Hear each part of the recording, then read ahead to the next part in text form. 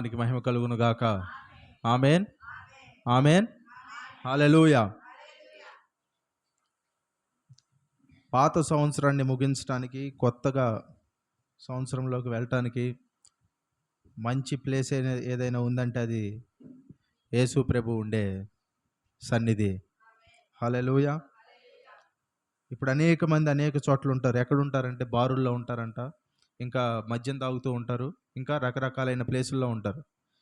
కొంతమంది 12 తర్వాత కేకలు పెట్టుకుంటూ రోడ్ల మీద తిరుగుతారు. ఉదయాన్నే న్యూస్లో చూస్తాం, ఈ గుంటలో వాళ్ళు పడ్డారు, ఆ గుంటలో వీళ్ళు పడ్డారు, బైక్ వేసుకొని వెళ్ళి అంటే కేకలు పెట్టుకుంటూ తిరుగుతారు కదా. కానీ మనం ఎక్కడున్నామంటే ఇప్పుడు, హల్లెలూయా, మనం ఎక్కడ పడము. ఆమేన్. దేవుని దగ్గరికి మాత్రమే వచ్చాం మనము. హల్లెలూయా. ఇంతకన్నా గొప్ప ప్లేస్ ఇంకా ప్రపంచంలో ఎక్కడా లేదు. హల్లెలూయా. ఎంతోమంది అనేకమైన చోట్ల దేవుని సన్నిధిలో దేవుణ్ణి ఆరాధిస్తూ ఉన్నారు ఈ సమయంలో. ఆమేన్. ఎంతమంది సంతోషంగా ఉన్నారు అందరూ బట్టి. హల్లెలూయా. నాకు 2025 బాగా కలిసి వచ్చింది అన్నోళ్ళు దేవునికి ఒకసారి చేయొత్తారా? కలిసి వచ్చింది. కలిసి రావటం అంటే చాలామంది చెప్తారు, ఈ సంవత్సరం నాకు అచ్చి రాలేదు, పోయిన సంవత్సరం బాగుంది, నాకు 2019 బాగుంది.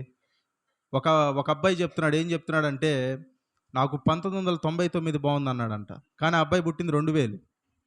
అంటే ఇది నేను పుట్టకపోతే బాగుందని ఆ అబ్బాయి ఒక ఉద్దేశం.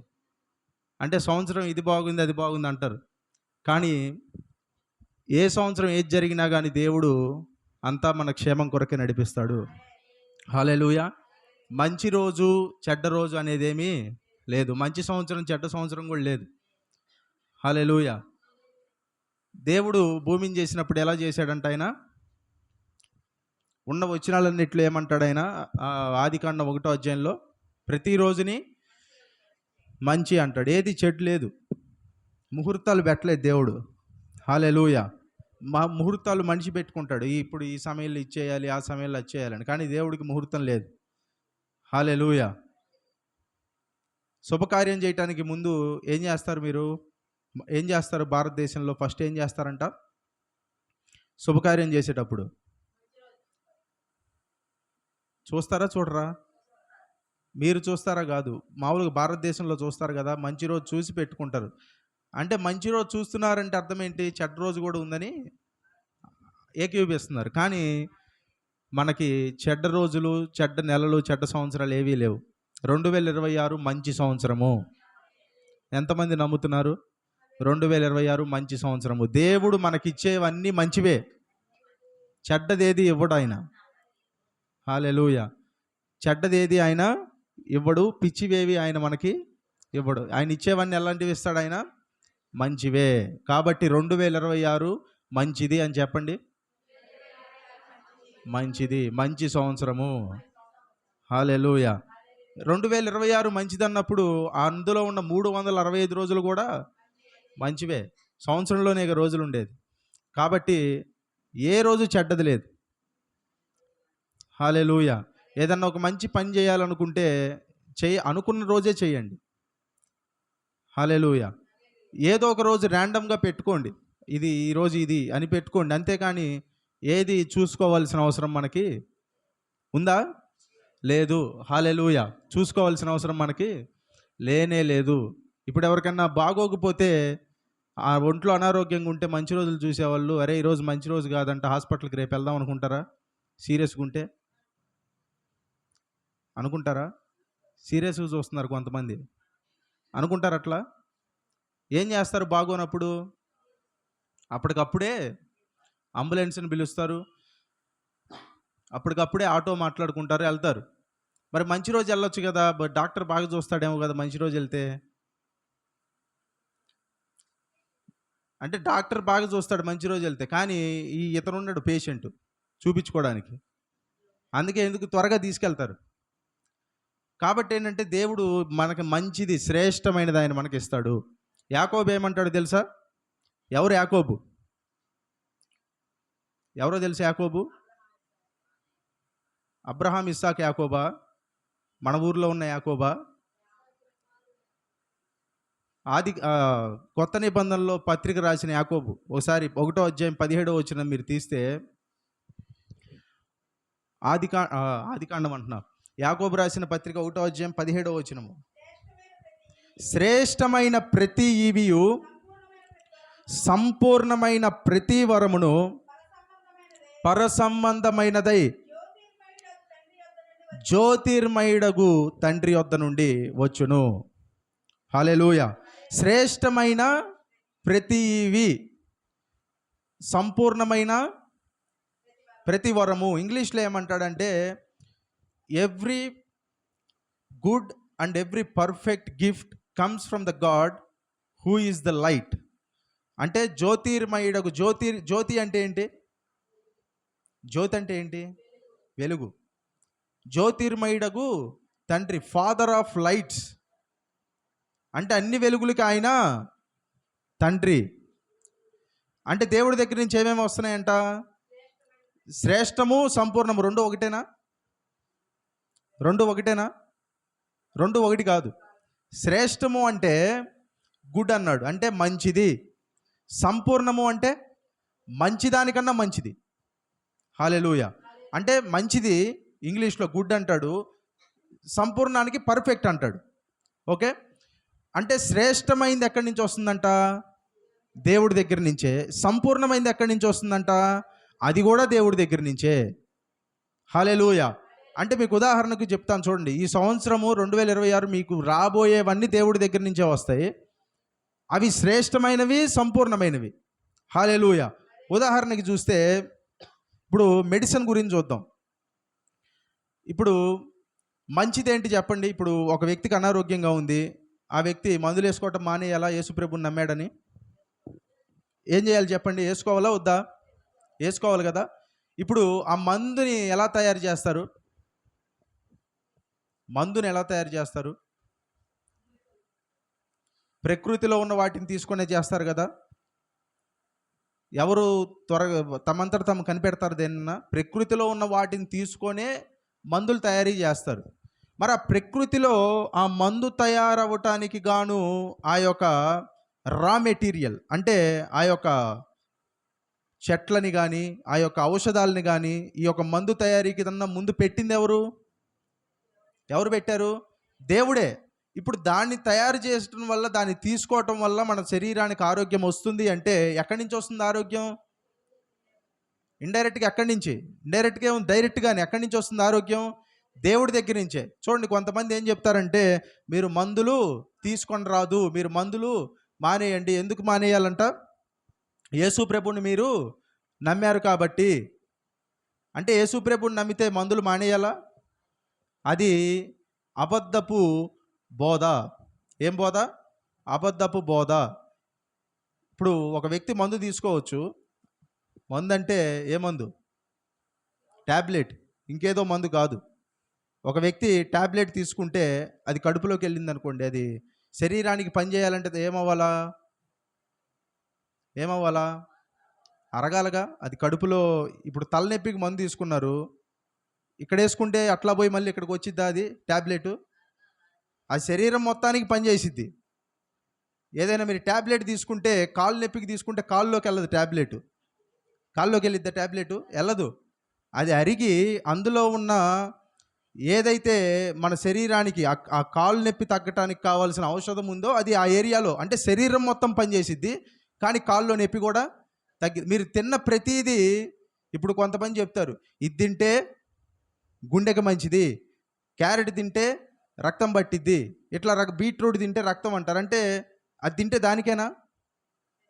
శరీరం మొత్తం పనిచేసిద్ది, కానీ ఆ ఏరియాని ఇంకా స్ట్రాంగ్గా పనిచేసిద్ది. హల్లెలూయా. అంటే ఇప్పుడు మీరు ఒక ట్యాబ్లెట్ లోపల వేసుకోవచ్చు, అది కడుపులో ఉండి అరగకుండా ఉంటే ఏమన్నా ప్రయోజనమా? ప్రయోజనం లేదు. కానీ ఇప్పుడు అది అరిగి మీ శరీరం అంతా యొక్క మందు ప్రభావము, ఔషధ ప్రభావము మీ శరీరం అంతా పనిచేసేలాంటి మెకానిజాన్ని మీలో ఎవరు సృష్టించారు చెప్పండి? ఎవరు? దేవుడు. ఒకవేళ మందులు మంచి కాకపోతే మీరు ట్యాబ్లెట్ వేసుకున్న ప్రతిసారి దేవుడికి వ్యతిరేకమైంది అయితే అది అరగకుండా అక్కడే ఆగిపోవాలి. ఏది? ట్యాబ్లెట్ అరగకుండా అక్కడే ఆగిపోవాలి, ఇది నా చిత్తం కాదు అనుకుంటే. అంటే ఉదాహరణకి చెప్తున్నా, అదేంటిది? మంచిది. ఏది శ్రేష్టమైంది? ఏంటి చెప్పండి? శ్రేష్టమైంది ఏంటిది? ట్యాబ్లెట్ శ్రేష్టమైంది. మరి సంపూర్ణమైంది? దేవుడే వచ్చి డైరెక్ట్గా స్వస్థపరిస్తే అది సంపూర్ణమైంది. హల్లెలూయా. అర్థమైందా? యేసు ప్రభు ఈ లోకంలో ఉన్నప్పుడు 18 ఏళ్ళగా ఏమైంది? ఒక ఆమెకి నడుము వంగిపోయింది. ఆమెకి ప్రిస్క్రిప్షన్ రాసిచ్చి ఈ బిళ్ళలు వాడు అన్నాడు యేసయ్య. ఏమంటాడు ఆయన? ఆమెని స్వస్థపరుస్తాడు. 12 ఏళ్ళగా రక్తస్రావం ఉన్న స్త్రీ అనేక మంది వైద్యుల దగ్గరికి వెళ్ళిందంట ఆమె, కానీ స్వస్థత లేదు. యేసు ప్రభు దగ్గరికి వచ్చినప్పుడు ప్రిస్క్రిప్షన్ రాశాడా? రాయలా. స్వస్థత ఇచ్చాడు. అనేకమైన వ్యాధిగ్రస్తులను స్వస్థపరిచాడు. అంటే సంపూర్ణము, పర్ఫెక్ట్. అంటే ఒక పక్క ట్యాబ్లెట్లు వేసుకోవటం వల్ల రోగం తగ్గుతుంటే అది ఎక్కడి నుంచి వస్తుంది? చెప్పాలి. ఎక్కడి నుంచి వస్తుంది? దేవుడి దగ్గర నుంచే. ఆయన లోకంలో పెట్టిన ఔషధాలు మనలో పెట్టిన మెకానిజం. ఆ ఔషధం వేసుకోవటం వల్ల మన శరీరం దేవుడు ఏ రీతిగా పనిచేయాలని తలచాడో అలా పనిచేయటం వల్ల స్వస్థత. అది శ్రేష్టమైనది, సంపూర్ణమైనది. దేవుడే డైరెక్ట్గా స్వస్థపరిస్తే. ఇప్పుడు మరలా ఒకసారి యాకోబు 1:17 చదవండి. ఇప్పుడు ఈ అర్థం చేసుకున్న దాన్ని బట్టి చదవండి. ఇప్పుడు శ్రేష్టమైన ప్రతి ఈవియు, సంపూర్ణమైన ప్రతి వరమును ఎక్కడి నుంచి అంట? పరసంబంధమైనది. అంటే ఈ లోకంలో ఏదో ట్యాబ్లెట్ చేశారని ఈ లోక సంబంధించింది కాదు అది. ఎక్కడికి సంబంధించింది? అది దేవుడికి అది ట్యాబ్లెట్ మాత్రం గురించే నేను చెప్పట్లా. మీ జీవితంలో మీరు అనుభవిస్తున్న ఏదైనా, ఏ మంచి అయినా అది ఎక్కడి నుంచి వస్తుంది? డైరెక్ట్గా దేవుడి దగ్గర నుంచే. ట్యాబ్లెట్ అనేది ఒక ఉదాహరణకి చెప్పా, స్వస్థత అనేది. అర్థమైందా? దేవునికి స్తోత్రం చెప్పండి. హల్లెలూయా. శ్రేష్టమైన ప్రతివియు, సంపూర్ణమైన ప్రతి వరమును పరసంబంధమైనదై జ్యోతిర్మయుడగు తండ్రి యొద్ద నుండి వచ్చును. హల్లెలూయా. ఇప్పుడు మీకు ఈ సంవత్సరము శ్రేష్టమైనవి, సంపూర్ణమైనవి జ్యోతిర్మయుడగు తండ్రి దయచేస్తాడు. హల్లెలూయా. అంటే మీకు వచ్చే ప్రతీది మూల కారణం ఎవరు అనేది చెప్తున్నా. మీ జీవితంలో సంభవించేది, మీకు జరిగే ప్రతి మంచి కార్యానికి దేవుడే కారణము. హల్లెలూయా. దేవునికి స్తోత్రం. హల్లెలూయా. ఎంతమందికి మంచి జరగాలని కోరుకుంటున్నారు? హల్లెలూయా. దేవునికి స్తోత్రం చెప్పండి. నాకు మంచి జరగాలి అనేవాళ్ళు దేవునికి స్తోత్రం చెప్పండి. హల్లెలూయా. చూడండి, రేపు 1వ తారీఖు అనగానే రేపు అన్నీ ఏవి మారిపోవు. మారిపోతాయా? ఏది మారిపోదు. రోజు రోజులాగే ఉంటుంది. పొద్దున్నే ఉదయం వస్తుంది, సాయంత్రము మరల మావులే, చీకటి వస్తుంది, అంతా నార్మల్. ఏది డ్రామాలాగా అన్నీ ఏది మారిపోవు. అన్నీ మామూలుగానే ఉంటాయి కదా. కానీ మనం మారాలి. కానీ రేపు ఒక్క రోజులో కూడా మనం మారలేం. దేవుడు మార్చగలడు. హల్లెలూయా. మనం మారలేం. చాలాసార్లు చూస్తే ఏమవుతుందంటే డిసెంబర్ 31 అనగానే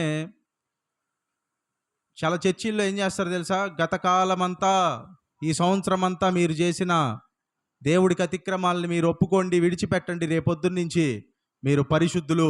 ఆ ఒప్పుకొని లేచి వెళ్ళంగానే ఎట్లుంటుందంటే అప్పుడే ఏదో రెక్కలు వచ్చినట్టు ఉంటుంది. ఉంటుందా? ఉండదా? అంతా అయిపోయింది, ఇక నాకు పరిశుద్ధుని అయిపోయాను అన్నట్టు ఉంటుంది. మరలా 1వ తారీఖు 2వ తారీఖు వస్తే 2వ తారీఖు రెక్కలు ఉంటాయా? 10వ తారీఖుకి రెక్కలు ఉంటాయా? జనవరి 10వ తారీఖుకి. మరి ఫిబ్రవరికి అసలు మొత్తానికి ఉండదు. పాతది అయిపోద్ది. ఈ సంవత్సరం పాతదే. ఎన్ని సంవత్సరాలకు జరుగుతుంది ఇలా? ఎన్నేళ్ళకి జరుగుతుంది? మనం పుట్టిన దగ్గర నుంచి ఇలానే ఉంది. మరి తేడా ఎక్కడుంది? దేవుళ్ళలోనా, మనలోనా? మనలోనే. అంటే క్షణికావేశంలో తీసుకునే నిర్ణయాలు. ఇక నుంచి నేను రోజుకి 40 అధ్యాయాలు చదువుతా. ఎవరన్నా తీసుకుంటారా నిర్ణయం? రేపటి నుంచి 40 అధ్యాయాలు చదువుతా అని ఎవరన్నా తీసుకుంటారా? ఇక నుంచి నేను రోజుకి 25 గంటలు ప్రార్థన చేస్తా. ఉన్నాయా అసలు 25 గంటలు?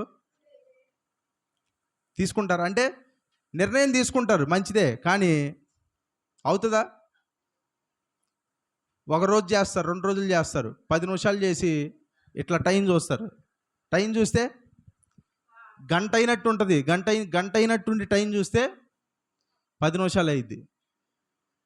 అబ్బా అని చెప్పి మళ్ళీ దేవుడు కూడా అనుకుంటాడు, అరే వద్దురా నువ్వు లేచి వెళ్ళిపో, నాకు అదే కావాలంటాడు ఆయన. దేవుడు కూడా ఇంత బాధతో నువ్వు చేయాల్సిన అవసరం లేదు, టైం నెట్టడానికి చేయాల్సిన అవసరం లేదు. కొంతమంది ఉదయాన్నే లేదా సాయంత్రం పూట టీ కొట్ల దగ్గరికి వెళ్తారు ఫ్రెండ్స్ని తీసుకొని. అక్కడ కూర్చొని ఆ టీ తాగుతూ మాట్లాడుకుంటూ ఉన్నప్పుడు ఎవడైనా టైం చూసుకుంటాడా? ఎంత టైం అయిద్దో తెలిసిద్దా వాళ్ళకి? తెలుస్తుందా? తాగుతూనే ఉంటారు, మాట్లాడుకుంటూనే ఉంటారు. ఆ టీ అయిపోయిన తర్వాత కూడా మాట్లాడుకుంటారు కూర్చో. అసలు టీ తాగటానికి కాదు వాళ్ళు వెళ్ళేది, దేనికి? మాట్లాడుకోవటానికి. గంటలు గంటలు మాట్లాడుకుంటారు, టైం చూసుకోరు. చివరికి అరే అసలు మాటల్లో పడి టైమే మర్చిపోయి, ఆ మాట దేవుడితో ఎప్పుడని చెప్పారా? మాటల్లో పడి టైమే మర్చిపోయి ప్రభు అని చెప్తారా అసలు ఆ మాట ఎవరన్నా దేవుడికి? అంటే ఏంటి? దేవుడి దగ్గరికి వస్తేనేమో 10 నిమిషాలైనా గంట అయినట్టు ఉంటుంది, ఫ్రెండ్స్తో మాట్లాడితే గంట అయినా కానీ ఇంత ఇంత తక్కువ టైమా, అసలు ఇంత సేపు మాట్లాడినా అసలు ఏం అనిపించలేదే అనిపిస్తుంది. కాబట్టి ఏంటంటే మనిషి తత్వమే అంత. కాబట్టి దేవుడు ఈ సంవత్సరం మన దగ్గర నుంచి ఎక్కువ ఆజ్ఞలు ఆయన కోరుకోవట్లేదు, కానీ ఈ సంవత్సరం దేవుడు మనకేం చెప్పదలుచుకున్నాడంటే ఎక్కువైన యేసును పొందుకోమని చెప్తున్నాడు ఆయన. హల్లెలూయా. ఎక్కువైన యేసు, ప్రతి విషయంలో యేసు ప్రభు గురించి మాట్లాడండి, యేసు ప్రభువుడి గురించి పాడండి. హల్లెలూయా. అంటే యేసు ప్రభుతో ఉండాలి. ఓసారి అపోస్తల కార్యముల గ్రంథము 4వ అధ్యాయము 13, 14 వచనాలు చదవండి. అయిపోయింది టైము, త్వరగా, ఇంకా పావు గంట ఉంది. వారు పేతురు యోహానుల మళ్ళీ చెప్తున్నా చూడండి, అపోస్తల కార్యముల గ్రంథము 4వ అధ్యాయము 13వ వచనము. వారు పేతురు యోహానుల ధైర్యమును చూచినప్పుడు వారు విద్య లేని పామరులని గ్రహించి ఆశ్చర్యపడి వారు యేసుతో కూడా ఉండిన వారని గుర్తెరిగిరి. ఒక నిమిషం అక్కడ ఆగండి. వాళ్ళు ఏం చూశారంట? పేతురు యోహానుల ధైర్యాన్ని చూశారు. పేతురు ఎవరు అంతకు ముందు? జాలరా అంటే ఈ వచనం ప్రకారం ధైర్యంగా ఉన్నాడంటే అంతకుముందు ఒక దగ్గరికి వెళ్ళి చలి కాసుకుంటున్నాడంట. చలి కాసుకుంటుంటే ఒక చిన్న పిల్ల, ఎవరు? చిన్న పిల్ల వచ్చి అడిగిందంట. ఏమడిగింది పేతుర్ని? మీరు యేసుతో ఉన్నారు కదా అని అడిగితే పేతురు అన్నాడంట, అబ్బే అదేం లేదే అన్నాడంట. ఏమన్నాడు? అదేం లేదే, యేసా ఎవరు నాకు తెలియదు అన్నాడు. ఎందుకన్నాడు యేసు ప్రభు నాకు తెలియదని? తెలుసు అంటే ఇతడు కూడా యేసు శిష్యుల్లో ఒక్కడు, ఇతన్ని కూడా తీసుకొని వెళ్ళి చెరసాల్లో వేయండో లేకపోతే సిలువ వేయండో ఉరి పెట్టండి, ఏదో ఒకటి చెబుతారు. అందుకే నాకు యేసు ప్రభు ఎవరో తెలియదు, ప్రాణానికి భయపడి అన్నాడు. అలాంటి పేతురు ఇక్కడ చూస్తే అనేక మంది పరిసయ్యులు, శాస్త్రులు, ధర్మశాస్త్రోపదేశకులు, సమాజపు మందిరపు పెద్దలు, వీళ్ళందరూ ఉన్నారు ఒక పక్క. ఇంకొక పక్క రోమా అధికారులు. ఎవరు? రోమా అధికారులు, వీళ్ళు ఉన్నారు ఇంకో పక్క. వీళ్ళందరి మధ్యలో సువార్త ప్రకటించకూడదని బలంగా ఉన్నప్పుడు కూడా ఆయన ఏం చేశాడంటే సువార్తను ప్రకటించాడంట. ఎప్పుడు? పరిశుద్ధాత్మతో నింపబడిన తరువాత. హల్లెలూయా. మీరు పరిశుద్ధాత్మతో నింపబడటాన్ని ప్రాధాన్యంగా పెట్టుకోండి. హల్లెలూయా. దేనికంటే అంతకు ముందు లేని ప్రతి కార్యాన్ని దేవుడు మీ హృదయంలో నింపుతాడు. పిరికి వారిని ధైర్యపరిచే దేవుడే. మన ధైర్యం ఎక్కువ దూరం పోదు. దేవుని ధైర్యం ఉంటే దేవుడు ఎక్కడికైనా తీసుకొని వెళ్తాడు. హల్లెలూయా. మన ధైర్యంతో మనం ఏమీ చేయలేము. మన ధైర్యంతో చూడండి, నిజంగా ధైర్యం అంటే ఏంటో తెలుసా? ధైర్యం అంటే నిజంగా గట్టిగా అరవటం కాదు, కొట్టడానికి వెళ్ళటం కాదు ధైర్యం అంటే. హల్లెలూయా. అసలు వాస్తవానికి అరిచేది ఎవరో తెలుసా? పిరికివాడే అరుస్తాడు. ఎవరు అరుస్తారంట? పిరికోడే అరుస్తాడు. ఎందుకంటే అరవకపోతే నా మాట వినరేమోనని భయం, అరవకపోతే నా పెత్తనం చెల్లదేమోననే భయంతో అరుస్తారు. అరిచే వాళ్ళు పిరికి వాళ్ళు. కానీ నిజంగా ధైర్యంగా ఉండేవాళ్ళు ఎట్లుంటారు తెలుసా? ఇప్పుడు స్టేబుల్గా ఉంటారు. ఉదాహరణకు చూడండి, సరే శరీరకంగా కూడా ఒక మాట చెప్తాను చూడండి. బాగా కండలు పెంచినోడు ఎప్పుడు కొట్టడానికి వెళ్ళడు ఎవడి మీదకి పడితే వాడిని. చూసారా? గమనించారా? ఎందుకో తెలుసా? వాళ్ళు ఆ కండలు పెంచే క్రమంలో వాళ్ళ శరీరం మీద వాళ్ళు అదుపు తెచ్చుకుంటారు. అంటే వాళ్ళు చేసే ఆ యొక్క వ్యాయామాల్లో వాళ్ళు తీసుకునే ఆ యొక్క బ్రీతింగ్ ఏదైతే ఉందో అది చాలా హైకి వెళ్ళిపోతుంది. వాళ్ళ లోపల ఉన్న అనేక అవయవాలు కదులుతాయి, అనేక మజిల్స్ కదులుతాయి. వాటి నుంచి అవి చల్లబడాలి అంటే కొద్దిగా కూల్ అవ్వాలి అంటే కొంచెం సమయం పడుతుంది. అంటే యాంగ్జైటీ ఉంటుంది వాళ్ళల్లో. కాబట్టి నిజంగా కోపం వచ్చిన పరిస్థితుల్లో కూడా వాళ్ళు ఎలా ఉంటారో తెలుసా? అది కూడా వాళ్ళ జీవితంలో ఎఫెక్ట్ చూపించి కోపం వచ్చే పరిస్థితుల్లో కూడా మౌనంగా ఉంటారు వాళ్ళు. కానీ ఎక్కువ మనుషుల మీదకి కొట్టడానికి వెళ్ళి మనుషుల్ని అరిచేది ఎవరో తెలుసా? బలహీనులే. హల్లెలూయా. కాబట్టి నిజమైన ధైర్యం అంటే దేవుని దృష్టిలో అది వేరే. ఆమేన్. పేతురు యోహానుల ధైర్యము చూచినప్పుడు ఏమైందంట చెప్పండి? ఆ టైం తప్పు, 5 నిమిషాలు తప్పు. ఇక్కడ 11:49 అయింది. హల్లెలూయా. కానీ తీసుకోండి. వారు పేతురు యోహానుల ధైర్యము చూచినప్పుడు వారు విద్యలేని పామరులని గ్రహించి ఏంటంట? ధైర్యం చూశారంట. కానీ ఇంకోటి కూడా గ్రహించారు. ఏం గ్రహించారు? విద్యలేని పామరులకి ఈ ధైర్యం ఎక్కడి నుంచి వచ్చింది? గ్రహించి తర్వాత చూడండి, తర్వాతది అసలైన మాట, ఆశ్చర్యపడి వారు, ఈ లైన్ మీరు అండర్లైన్ చేసుకోవాలి. ఏంటంటే వారు యేసుతో కూడా ఉండిన వారని గుర్తెరిగిరి. హల్లెలూయా. ఏం గుర్తెరిగారంట? యేసుతో కూడా ఉన్నవారని గుర్తెరిగారు. ఈ సంవత్సరము అందుకే ఇందాక నేను చెప్పింది ఏంటంటే ఎక్కువ రూల్స్, ఇది చేస్తాను అది చేస్తాను, ఇలా ఉంటాను అలా ఉంటాను కాదు. యేసుతో ఉంటాను అని నిర్ణయం కూడా కాదు. ప్రభువా నీతో ఉండటానికి సహాయం దయచేయి అని మీరు యేసు ప్రభువుతో కనుక ఉన్నట్లయితే మీకు విద్య ఉందా విద్య లేదా, బలహీనులు కారా, ఎత్తున్నారా ఎత్తులేరా, మీకు జ్ఞానం ఉందా జ్ఞానం లేదా, ఇవన్నీ కాదు. మీ ధైర్యాన్ని చూసి అధికారులు కూడా ఆశ్చర్యపోతారు. హల్లెలూయా. మీ ధైర్యాన్ని చూసి మీలో ఉన్న ఆ యొక్క జ్ఞానాన్ని, మీ జ్ఞానం కాదు దేవుడి జ్ఞానము, దాన్ని చూసి గొప్ప వారు కూడా ఆశ్చర్యపోయేటట్టు చేస్తాడు దేవుడు. అది మీ శక్తిని బట్టి కాదు, మీరు యేసుతో ఉంటాన్ని బట్టి. హల్లెలూయా. వాళ్ళ ధైర్యం ఎక్కడి నుంచి వచ్చిందంటే వాళ్ళ శక్తిని బట్టి కాదు, వాళ్ళ బలాన్ని బట్టి కాదు, యేసు ప్రభువుతో ఉంటాన్ని బట్టి. హల్లెలూయా. బలం కూడా ఎక్కడి నుంచి వస్తుందంటే యేసు ప్రభువుతో ఉంటాన్ని బట్టి. లూకాసు వార్త 24వ అధ్యాయంలో మీరు చూస్తే అక్కడ ఎంఐ మార్గంలో ఇద్దరు నడుచుకుంటూ వెళ్తూ ఉంటారు. ఎక్కడి నుంచి? యెరూషలేము నుంచి ఎంఐకి వెళ్తుంటారు. యేసు ప్రభు పునరుద్ధానుడైన దినమున వెళ్తూ ఉండగా బైబిల్లో ఫస్ట్ సండే మెసేజ్ ఎవరు చెప్పారు తెలుసా? బైబిల్లో ఫస్ట్ సండే, ఆదివారం ప్రసంగాలు చేస్తారా పాస్టర్లు? కానీ ఫస్ట్ ప్రసంగం చేసింది ఎవరో తెలుసా? స్త్రీయా? యేసు ప్రభు. హల్లెలూయా. ఫస్ట్ యేసు ప్రభు లేచాడని చెప్పింది ఆమె, కానీ ప్రసంగం చేసింది ఎవరు? చూడండి, లూకాసు వార్త 24వ అధ్యాయంలో మీరు చదివితే ఇటుపక్క మీరు అటు చూస్తున్నారు కదా, ఇక్కడ ఇటుపక్క స్టార్టింగ్ వచనాల్లో యేసు ప్రభు వాళ్ళకి మోషే ధర్మశాస్త్రము, ఎన్నో వచనం అది పైనే ఉంటుంది, అక్కడే చదవండి. మోషే ధర్మశాస్త్రమును అలాగే కీర్తనల గ్రంథంలో నుండి ఆయన తన్ను గురించిన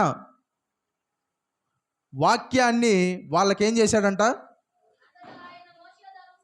వచనం చెప్పండి ఫస్ట్.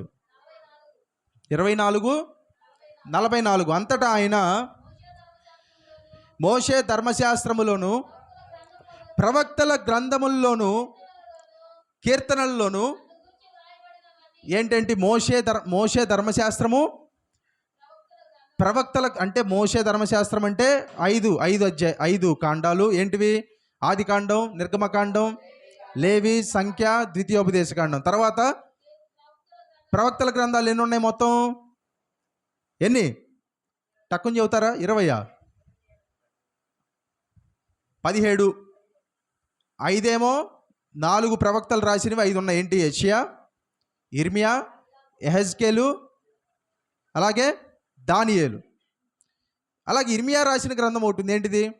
విలాప వాక్యాలు. అలాగే ఇంకొక 12 ప్రవక్తలు వేరేగా గ్రంథాలు ఉన్నాయి. అలాగే సమూయేలును కూడా ప్రవక్తగా తీసుకుంటే సమూయేలు గ్రంథాలు కూడా అందులో మనం యాడ్ చేసుకోవచ్చు. హల్లెలూయా. అలాగే కీర్తనల గ్రంథాలు. అంటే ఎంతసేపు ప్రసంగం చేసి ఉంటాడు చెప్పండి ఆయన? ఇన్ని గ్రంథాల్లో నేను చెప్పాడంటే యెరూషలేము నుండి ఎంఐ మార్గానికి ఎంత దూరమో తెలుసా? 12 కిలోమీటర్లు. 12 కిలోమీటర్లు వీళ్ళు ఏం చేస్తున్నారు? ఊబర్ బుక్ చేసుకున్నారా?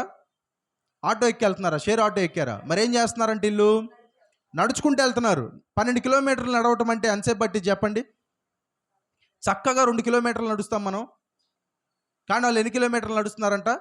12 కిలోమీటర్లు నడుస్తున్నారు. అంటే 12 కిలోమీటర్లు నడవటానికి ఎంతసేపు పట్టింది సాధారణమైన మనిషికి?